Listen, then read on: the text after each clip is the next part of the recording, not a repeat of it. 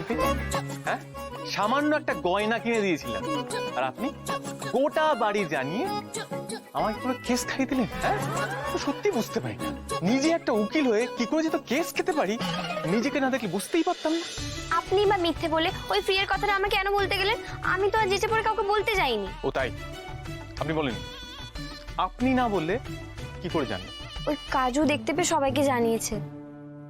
আমি তো সরল মনেই বলেছি, আপনি আলাদা করে আমার জন্য এটা কিনে আনেননি, ওই ফ্রি পেয়েছেন বলেই নিয়ে এসেছেন। সেটা যে মিথ্যে সেটা আমি কি করে বুঝবো বলুন তো? আপনি তো গয়নাটা কিনে আমাকে বলেই দিতে পারতেন যে আপনি গয়নাটা আমার জন্য, মানে আপনার বউয়ের জন্য কিনেছেন।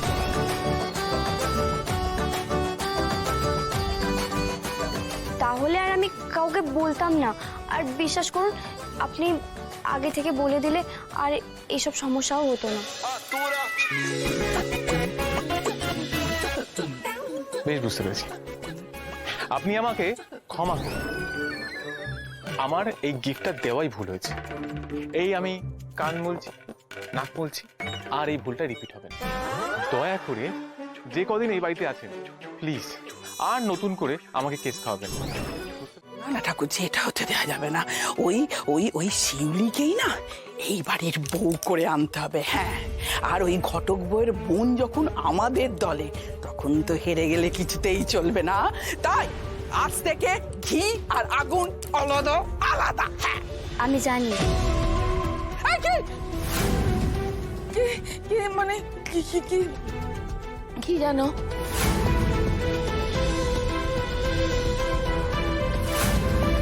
আমি জানি কাকিমা, আপনার খুব কষ্ট হচ্ছে। ওই তখন আপনার কোমরে এত জোর হাঁচকা টানটা লাগলো না, তাই আমি ওই ঠাম্মির কাছ থেকে তেল নিয়ে এসেছি। আপনার কোমরে একটু মালিশ করে দিই।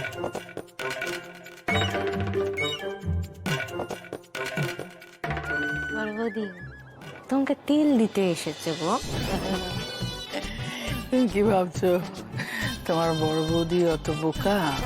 তীক্ষ্ণ ক্ষুরোধার বুদ্ধি আমার মাথায়।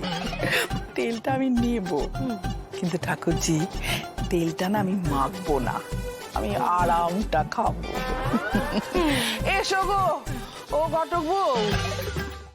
তুমি আর কাব্য যদি এক ঘরে থাকো তাহলে না একটা মস্ত বড় ফাঁটা আছে। হ্যাঁ, মস্ত বড়। কি বলছেন? ভাড়া আছে? কিসের ভাড়া? হ্যাঁ, কিসের ভাড়া? এই এই এই যেমন ধরো তোমরা দুজনে পাশাপাশি শুয়ে আছো, হঠাৎ করে সিলিং ফ্যানটা খুলে তোমার মাথার উপর পড়লো। হ্যাঁ, কিংবা ধরো একটা ছাদে থেকে বড় চাই খুলে তোমার উপর পড়লো, কিংবা ধরো একটা বড় কাঁকড়া বিছে আস্তে আস্তে এসে তোমাকে হুল ফুটিয়ে দিল। ওরে বাবারে, এত বড় বড় ভাড়া! কাকিমণি গণনা করে বলেছেন? কাকিমণি বলেছেন যে এক ঘরে না থাকলে কোনো ভাড়া নেই। না, নেই। কিন্তু তুমি যদি ভুল করেও এই ভাড়ার কথাটা, কিংবা তুমি আর কাব্য কেন এক ঘরে থাকছো না সেই কথাটা কাব্যকে বা বাড়ির কাউকে একবার মুখ ফসকে বলে ফেলো, তাহলেই বেড়ে যাবে, মানে ভাড়াটা দ্বিগুণ বেড়ে যাবে। না না পিসিমণি, আমি কাউকে কিচ্ছু বলবো না।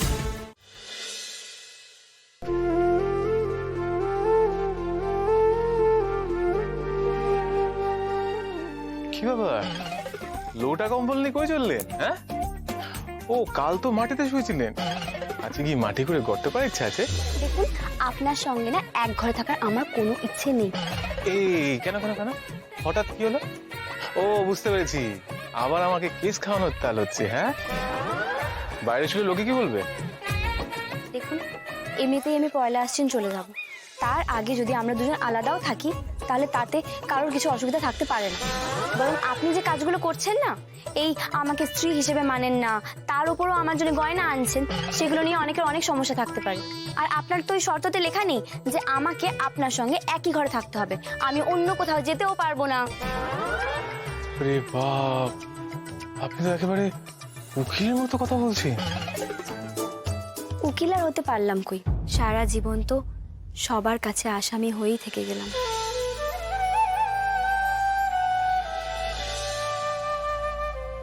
আরে বাস, এ তো বাংলা সিনেমার ডায়লগ। তা কোন সিনেমার ডায়লগ শুনি? বর কেন উকিল, বউ কেন আসামি। বর কেন উকিল, বউ কেন, হ্যাঁ এরকম সিনেমা আছে নাকি?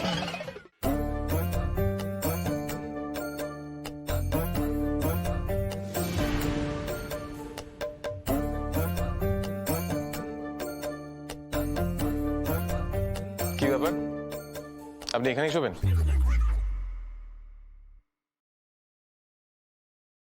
বলছি এখানে কিন্তু ভূত আসে, এসে আপনার ঘাড় কিন্তু মটকে দেবে। ভূত এসে যদি আমার ঘাড়ও মটকায় তাতে আপনার কি? হ্যাঁ, আমি আপনার কে হই যে আপনি আমার নিয়ে এত চিন্তা করবেন? বেশ, থাকুন এখানে, যা ইচ্ছা তাই করুন। উফ, আজ রাতে ঘুমটা মনে চটকে গেল।